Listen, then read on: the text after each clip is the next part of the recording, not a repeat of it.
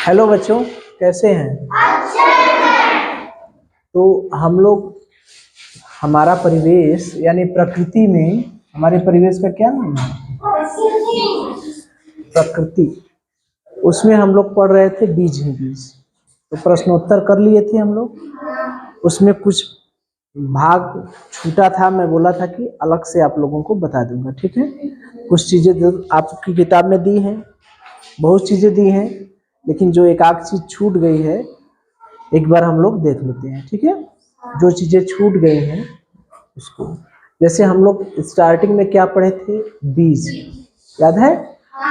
बीज के दो भाग थे, एक वाष्चोल था, उसके अंदर जो था बीज पत्र था, याद है?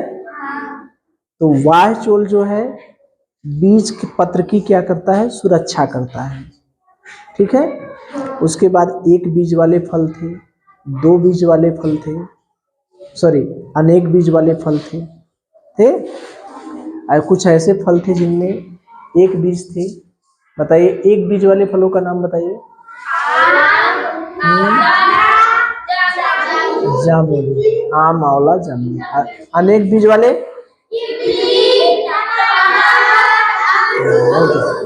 बहुत अच्छे, समझ गए, पता है आप लोगों को, ठीक है? तो वही है, कुछ बीज में एक बीज पत्री होते हैं, कुछ द्विबीज पत्री होते हैं। जैसे जब उसको फोड़ेंगे, जैसे देखिए चना है, चना है ना, चना है। जब इस चने को फोड़ेंगे तो इसमें कितने बीज पत्र निकलेंगे? दो, दो डाली है ना। मटर में दो, ठीक है? जब बीज आवरण यानी बीज चोल को जब हटाएंगे तो उसके अंदर दो पत्र दिखाई दे, यानी उसको थोड़ा सा रगड़ देंगे तो वो उसके जो भाग हैं दो भाग में बढ़ जाएंगे, जो अंदर के भाग हैं। जैसे चना है, चने को का जब बीज चोल हटा देंगे तो देखेंगे कि जब इसको हम हटा देंगे, हटा दिए, ठीक है, ये हट गया, फिर इसको थोड़ा सा ऐसे करेंगे तो दो भाग में टूट जा रहा है कि नहीं? देखिए देखिए, दो भाग हो गया ना, ये देखिए दो भाग हो गया ना, दोनों भाग बराबर हो गए ना। तो ऐसे सभी बीज जिनमें बीज चोल को हटा देंगे और उसको थोड़ा सा रगड़ देंगे तो वो दो बराबर भागों में आसानी से हट जाएगा, आसानी से बढ़ जाएगा, ठीक है? वो सभी एक बीजपत्री कहलाते हैं, सॉरी दो बीजपत्री कहलाते हैं। जैसे मटर, चना दिखाई दिए। अब आम में क्या है? आम में जब हम आम खाते हैं तो उसका जो कोसली जिसको फेंक देते हैं हम लोग, तो उसको जब फोड़ेंगे, हथौड़ी ले लीजिए, हथौड़ी लेकर या ईंटा पत्थर जो भी हो, उसको पटक के फोड़ेंगे तो उसके अंदर जो निकलता है, जब उसको देखेंगे तो दो भागों में नहीं टूट जाएगा, भाग जाता है ना, बढ़ जाता है ना। तो इसीलिए वो आम क्या है? द्विबीजपत्री। लेकिन अगर हम गेहूं चावल की बात करें तब चावल देखते हैं, चावल में दो बराबर भाग टूटता है। कितनों तोड़ेंगे चावल बेचारा टूट जाएगा, कोई कम हो जाएगा, कोई ज्यादा हो जाएगा। गेहूं में क्या है?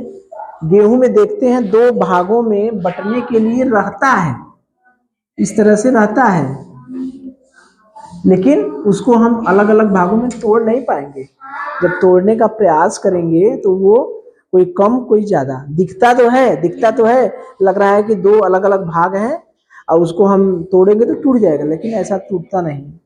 तो वो गेहूं क्या है? एक बीजपत्री, यानी उसमें एक बीज पत्र पाए जाते हैं, ठीक है?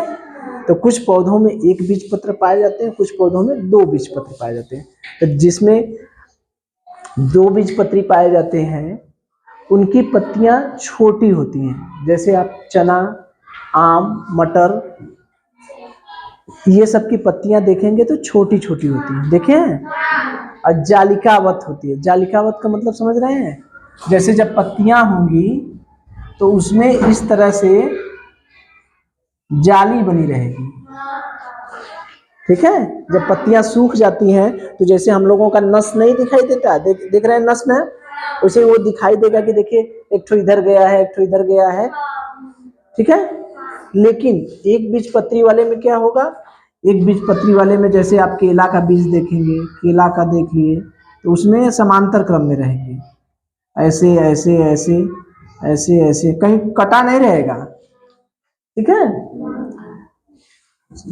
चावल का भी देखेंगे, धान का भी देखेंगे तो इस तरह से रहेगा समांतर क्रम में, कहीं ऐसे कटा कटा पीटा नहीं रहेगा, जाली जाली नुमा नहीं रहेगा, ठीक है। तो द्विबीजपत्री की पहचान पत्ती देखकर हम कर सकते हैं।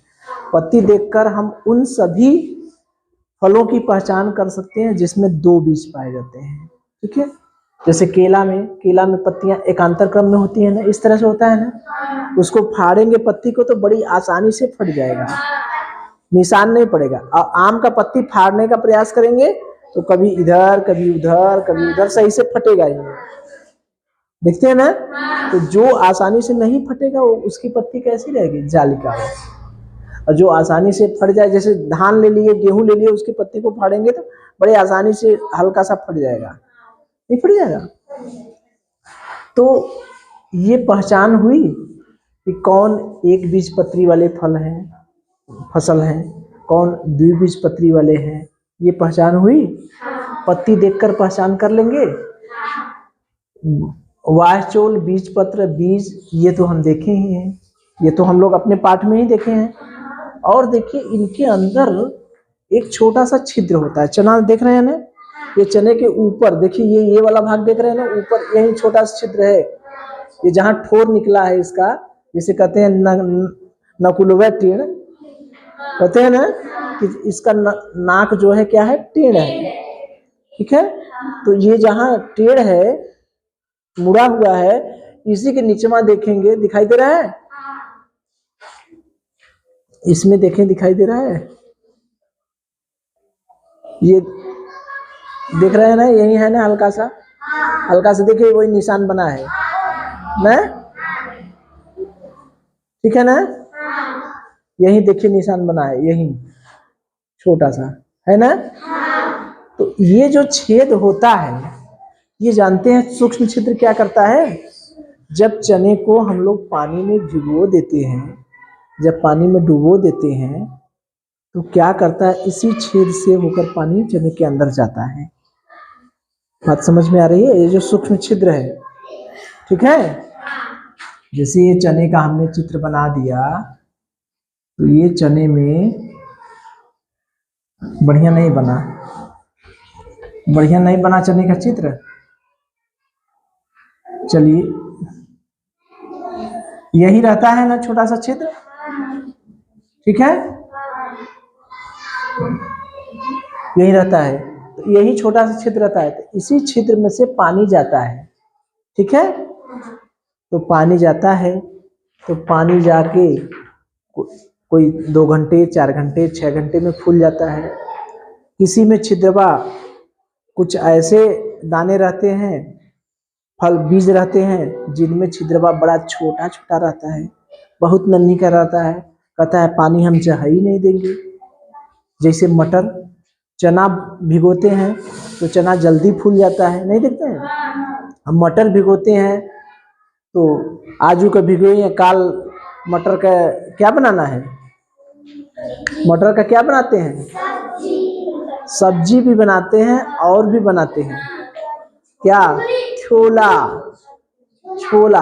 छोला बनाने के लिए मटर तैयार नहीं हुआ, अभी लग रहा है उसमें पनिया नहीं गया है, होता है ना। तो काहे, मटर का यही छिद्रवा क्या होता है, छोटा होता है, तो इसमें पानी धीरे धीरे जाता है, धीरे धीरे जाता है। कुछ तो इतने बदमाश रहते हैं मटर कि उनका छिद्र बंद हो जाता है, वो कहते हैं हम पानी कितनों भिगो दीजिए, लेकिन वो पानी अंदर जा ही नहीं देता। ऐसे चनाओ रहते हैं, चनाओं में कुछ का छिद्र बंद हो जाता है, पानी जैबे नहीं करता। कोई है जो चना लेकर सीधे फाँकने वाला है, कुछ लोग चना भे के करके नमक मिर्च मिलाकर उसमें लहसुन वसुन डाल के सीधे मुट्ठा लेके फाँकने वाले हैं। तो जो फूला है वो तो ठीक है, और जो नहीं फूला है वो क्या करेगा, दांते तर पड़ेगा तो दांत तो चमक जाएगा, नहीं चमक जाएगा ना। तो इसीलिए जब चना भिगोइए तो देखिए कि सब फूला है कि नहीं फूला है। जब सब फूला है तो इसका मतलब सबका छिद्र खुला था। अगर कोई चना नहीं फूला है इसका मतलब उसका छिद्र बंद था। तो कौन जल्दी फूलेगा, कौन कम फूलेगा, कौन देरी में फूलेगा, इसका कारण समझ में आया, यही छिद्र है। ठीक है, तो कितनी बात हम लोग समझे। अच्छा एक चीज और, ये मूंगफली और आम का तो बता ही दिए। मूंगफली में बाहर देखते हैं तो भूरा भूरा रंग का रहता है, मट्टी के कलर का। तो बीज होता क्या है उसमें बीज जो होता है, जब उसको फोड़ेंगे तो मूंगफली में 2 बीज रहता है। ये नहीं कि कोई कहेगा कि मूंगफली में दाना ढेर सा है, किसी में 2 दाना है, किसी में 4 दाना है, किसी में 5 दाना रहते हैं। तो कोई कहे कि मूंगफली में तो 5 ठो बीज रहते हैं। मूंगफली में 5 बीज भले रहे, लेकिन जो बीज पत्र हैं वो कितने रहते हैं, 2। क्योंकि मूंगफली को जब फोड़ेंगे तो ऊपर लाल लाल दिखाई देता है बिया, फिर उसको थोड़ा सा मल देंगे तो ललका क्या है, निकल जाता है, नहीं निकल जाता। जो सफेद सफेद भी बचता है उसको जब थोड़ा सा रगड़ देंगे तो 2 भाग में बढ़ जाएगा, तो वो बीज पत्र है। बात समझ में आ रही है। तो कितनी चीज हम लोग समझे, वायचोल बीज पत्र समझी गए, बीज के बारे में देख लिए, आवरण देख लिए, इसका छोटा सा क्षेत्र देख लिए, फूलता है कम फूलता है ज्यादा फूलता है, कौन देरी में फूलेगा कौन जल्दी फूलेगा देख लिए। एक बीज पत्री और 2 बीज पत्री कौन कौन है बीज, वो भी देख लिए। उनकी पत्तियों के आधार पर हमने देख लिया, उनकी पत्तियां लंबी होती हैं। धान गेहूं ये सब की पत्तियां लंबी नहीं होती है, चावल गेहूं की होती है ना। केला की पत्तियां लंबी होती है, चना मटर ये सब की पत्ती छोटी छोटी होती है। तो जितने 2 बीज पत्री वाले होते हैं उनकी पत्तियां छोटी होती हैं, जालिकावत होती हैं, ये भी जान गए हम लोग। ठीक है, आगे चलिए अंकुरण के बारे में। उसके आगे जब हम लोग अंकुरण पढ़ रहे थे तो अंकुरण के लिए 3 चीज पर हम लोग प्रयोग भी किए थे, याद है, वायु जल उचितता। आर्द्रता भी जानते रहिए, आर्द्रता मतलब होता है नमी। ठीक है, इसको नमी भी चाहिए। जैसे चना है या मटर है, कोई सोया है, ठीक है। जैसे चने को भिगो दिए, हम लोग भिगोते हैं ना चने को, तो चने को भिगो दिए तो पानी तो मिल गया, ताप भी मिल गया, भिगो के फिर निकाल लिए, उसको भिगोने के बाद रात भर भिगोए फिर निकाल लिए, तो निकाल लिए तो क्या क्या मिला, तो वायु ताप जल भी मिला। वैसे तो जो बीज होते हैं ये ध्यान दीजिए, जैसे जो नॉर्मल बीज रहते हैं उसमें 8 से 15% पानी रहता है। जो सूखा बीज रहता है, कैसा बीज, सूखा बीज, ठीक है। जो बीज सूखे होते हैं, जैसे चना, ये तो मैंने भिगो दिया है, अगर सूखा चना रहता तो उसमें 8 से 15% ही पानी रहता है, ठीक है। जब उसको उचित जल मिलेगा तब वो अंकुरित होगा, ठीक है। जैसे हम ही लोग सोए रहते हैं, कोई जगा रहे हैं कि जाग जाओ स्कूल जाना है पढ़ना है। जो बुजुर्ग हैं वो टहलने के लिए टहलते हैं, लोग देखते हैं ना, सुबेरे जगाते हैं टहलने के लिए कि उठे उठे सुबेर हो गई, जगाते हैं ना, लेकिन कोई उठ ही नहीं रहा है। तो 1 लोटा पानी ले जाके, पानी तो पूरा डालेंगे नहीं, ठंडी में कैसे डालेंगे इतना पानी, तो क्या करते हैं, पानी लेकर उसको छींटा मारते हैं। छींटा मारते हैं तो जब उसको ठंडा लगता है, पानी मिलता है, वो खड़बड़ा के जागता है, होता है ना। तो वही हाल बीजों का भी होता है। बीज जब सूखा बीज है, जैसे इसमें इसको पानी में नहीं भिगोए हैं, तो ये क्या है, सूखा बीज है, प्रसुप्तावस्था में है, मतलब सोया है। इसके जो ये किस अवस्था में? सोया अवस्था में। जब इसको भी पानी छिड़केंगे, कि पानी छिड़कते क्यों हैं? जगाने के लिए, ठीक है। जब इसको पानी छिड़केंगे, कहेंगे जगो, अब तुमको जगना है, तब ये खड़बड़ा के उठेगा, ठीक है। तो उठेगा तो फिर अपने अंदर से क्या, जैसे हम लोग बिस्तर पे ओढ़े हैं, तो हाथ पैर निकालेंगे ना, तो ये भी अपना हाथ पैर निकालता है, मतलब मूलांकुर और प्रांकुर निकालता है, अंकुरित होता है, ठीक है। तो इसको भी क्या चाहिए? पानी चाहिए, ठीक है। तो हमको पानी चाहिए, जल चाहिए, उचित ताप चाहिए, आर्द्रता और नमी भी चाहिए। जैसे चना है, भिगो के उसको फिर कटोरी में रख दीजिए तो नहीं अंकुरित होगा, क्योंकि उसको नमी चाहिए तभी तो अंकुरित होगा। जैसे मिट्टी में डाल देते हैं जिस बीज को, तो उसको तो नमी मिलती रहती है, मिट्टी में डाल देंगे तो नमी तो मिलती रहती है। ऐसे कहाँ से मिलेगा? अगर चने को भिगोकर हम लोग रख दिए तो वो अंकुरित हो जाएगा? नहीं, नमी चाहिए ना, तो नमी और आर्द्रता क्या करिए? चाहिए, ठीक है। तो जो टेम्परेचर होता है, ताप जो होता है, उसको रियल में ताप कितना चाहिए? ताप जो है 25 से 30 डिग्री सेंटीग्रेड अंकुरित के लिए बढ़िया होता है। 25 से 30 डिग्री सेल्सियस अंकुरण के लिए बढ़िया ताप रहता है, उचित ताप रहता है, ठीक है। अगर 0 से कम हो गया, जैसे फ्रिज में बताए थे ना, फ्रिज में डाल दिए तो 0 से कम होगा तब भी अंकुरित नहीं होगा। 50 डिग्री सेल्सियस से ज़्यादा हो जाए, यानी बहुत गर्मी हो जाए, तब पर भी अंकुरित नहीं होगा। तो टेम्परेचर ध्यान रखिएगा कि ताप जो है वो 25 से 30 डिग्री सेल्सियस होना चाहिए, ठीक है। और उसको जो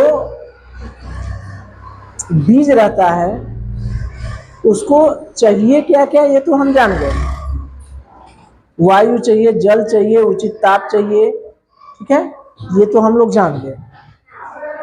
क्या नहीं चाहिए? बिना कौन सी ऐसी चीज है जिसके बिना भी अंकुरित हो जाएगा? सूर्य का प्रकाश, मिट्टी, खनिज लवण, खाद, ये सब अंकुरण के लिए नहीं चाहिए, अंकुरित होने के लिए नहीं चाहिए। अंकुरण हो जाएगा तो उसको बढ़ने के लिए भले चाहिए, पत्तियां निकल जाएंगी तो भोजन बनाने के लिए चाहिए, बढ़ने के लिए चाहिए, लेकिन अंकुरण के लिए न तो मिट्टी चाहिए, न तो खनिज लवण चाहिए, न तो खाद चाहिए, न तो सूर्य का प्रकाश चाहिए। कुछ बीज ऐसे हैं अपवाद के रूप में, बैगन, टमाटर, मिर्चा, इनको सूर्य का प्रकाश चाहता है अंकुरण के लिए, ठीक है। तो सबके लिए नहीं, ज्यादातर जो बीजों की बात हो रही है उनकी बात हो रही है। कुछ अपवाद के रूप में रहते हैं कि बैगन, टमाटर, मिर्च, ये सबके बीज जो होते हैं सूर्य के प्रकाश की जरूरत पड़ती है। ये सब तो चाहिए, वायु, जल, ताप तो चाहिए, उसके साथ साथ सूर्य का प्रकाश चाहिए, ठीक है। तो कुछ अपवाद के रूप में रहते हैं, लेकिन सामान्यतः हम यही देखते हैं कि मिट्टी, खनिज लवण और सूर्य का प्रकाश नहीं चाहिए, ठीक है। अगर उत्तर आएगा कि सूर्य का प्रकाश चाहिए कि नहीं, तो सूर्य का प्रकाश अंकुरण के लिए नहीं चाहिए, ठीक है। अब देखिए, जो बीज को गोदाम में रखते हैं, तो उस पर फास्फोरस का लेप लगा दिया जाता है, क्योंकि जब बीज को बोते हैं खेत में तो उसमें फास्फोरस जरूरी रहता है। बोने के लिए क्या जरूरत रहता है? फास्फोरस, ठीक है। जब बो देंगे, पौधा बन जाएगा, निकल जाएगा, तब उसको नाइट्रोजन चाहिए। यूरिया में क्या होता है? नाइट्रोजन।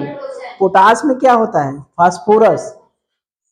याद है, कहते हैं घर में नहीं कहते हैं कि ले ले उतर कुछ पोटाश ले ले उतर, बो देवल जाता, कह लेना। और जब फसल हो जाती है, तैयार हो जाता है, तो कहते थोड़ा सा यूरिया डाल देता है। तो यूरिया मतलब नाइट्रोजन। जब पौधा बन गया है, पौधा है, बढ़ रहा है, उसको फलने फूलने के लिए चाहिए, तब नाइट्रोजन देते हैं, यूरिया देते हैं। और वैसे बोते समय क्या देते हैं? फास्फोरस यानी पोटाश, ठीक है। तो बीज में इसी का लेप लगा के रखते हैं। लेप क्यों लगाते हैं? कि जबकि वो मिट्टी में डाला जाए तो बढ़िया से अंकुरित हो जाए, ठीक है। तो यही सब चीजें थी जो हमारी कुछ चीजें छूट गई थी, जो किताब में आपके नहीं था। क्या क्या चीजें नहीं था? एक बीजपत्री, दो बीजपत्री के बारे में पहचान कैसे करेंगे, ठीक है। इसकी जालिकावत होती है, पत्तियां छोटी होती हैं, इसकी एकांतर होती है, पत्तियां बड़ी होती हैं। अंकुरण के लिए टेम्परेचर उसमें नहीं दिया था, कितना टेम्परेचर चाहिए, उचित ताप कितना चाहिए, 25 से 0 से कम नहीं होना चाहिए और 50 से अधिक नहीं। क्या नहीं चाहिए ये नहीं दिया था, ठीक है, कि मिट्टी, खनिज, लवण, खाद, सूर्य का प्रकाश नहीं चाहिए। एक हार्मोन्स होता है जिब्रेलिन हार्मोन्स, अंकुरण के लिए सबसे, पौधे के अंकुरण के लिए सबसे बढ़िया मुख्य हार्मोन्स यही जिब्रेलिन हार्मोन है। क्योंकि अगर आपसे पूछा जाए कि पौधे का सबसे महत्वपूर्ण हार्मोन कौन है, क्या कहेंगे? Gibberellin hormone. समझ रहे हैं? जैसे हम आप बढ़ते हैं, तो जैसे आप लोग बढ़ते हैं, बढ़ने के अनुसार हार्मोन्स में बदलाव होता है। देखते हैं, छोटे रहते हैं तो आवाज़ बड़ी मधुर रहती है, ठीक है। लड़कियों की आवाज़ पतली रहती है, लड़कों की आवाज़ थोड़ी सी भारी रहती है, ठीक है। लड़के बड़े होते हैं तो बाल अपने आप आने लगते हैं, होते हैं ना। तो ये सब जो बदलाव होता है वो कैसे? हार्मोन्स के कारण, ठीक है। हम लोगों में बदलाव जो होते हैं हार्मोन्स के कारण होते हैं। जैसे हम लोग बड़े हो गए तो कितनों सोचे कि बच्चे की तरह बना बोले, बच्चे की तरह नहीं बोल पाएंगे। अब सूरज की तरह नहीं है कि सूरज का आवाज, अगर सूरज से फोन पर बात हो तो सब सोचेंगे कि क्या हो गए, लड़की। उस दिन सूरज हमको फोन किए थे तो हम सोचे कि कोई लड़की बोल रही है, ठीक है। तो किसी किसी की लड़के की आवाज लड़की की तरह हो जाता है, लेकिन सबका नहीं। तो ये किसके कारण होता है? हार्मोन्स के कारण। तो इसी तरह से जैसे हम लोगों में हार्मोन्स होते हैं, तो इसी तरह पौधों में भी बहुत से हार्मोन्स होते हैं। फलने के लिए, बढ़ने के लिए अलग हार्मोन्स, जब बढ़ जाते हैं तो फल फूल आने के लिए अलग हार्मोन्स, ठीक है, पकने के लिए अलग हार्मोन्स, ठीक है। देखते हैं जो दवाई की छिड़काव उड़काव नहीं करते हैं, तो इसीलिए तो ये जो सबसे महत्वपूर्ण हार्मोन्स रहता है कि जब पौधा अंकुरित होगा तब ना फल फूल बनेगा। पौधा बने, जब अंकुरित नहीं होगा तो उसका क्या मतलब है। इसलिए सबसे महत्वपूर्ण हार्मोन्स क्या है? जिब्रेलिन। याद रहेगा? तो इस पे हमें लगता है कि सारी चीजें बोते समय क्या जरूरत है? फास्फोरस की। और जब पौधा अंकुरण हो जाएगा, पत्तियां निकल जाएंगी, तब उसको किसकी जरूरत पड़ेगी? नाइट्रोजन। ठीक है, इस पे प्रश्नोत्तर किया जाए, हम लोग कर लेंगे। तो आपका ये चैप्टर जो है, आपका ये पाठ जो है बीजों के अंकुरण का क्या हो गया है? समाप्त हो गया है। कुछ प्रश्नोत्तर हम लोग कर लें, पूछा जाए? चलिए, तो एक बार सरसरी निगाह में जो चीजें हम लोग नहीं पढ़े हैं उन पर चर्चा किया जाए। जो जान रहे हैं, जिसका प्रश्नोत्तर हो गया है, उसको तो नहीं पूछेंगे, बस जो नहीं जान रहे हैं आप लोग उसके बारे में पूछेंगे, ठीक है। पहला सवाल पूछा जाए, केला एक बीजपत्री है या दो बीजपत्री? Very good. जब बीज सूखे रहते हैं, सूखा हुआ बीज है, तो उसमें कितना % पानी रहता है? 8 से 15%। Very good.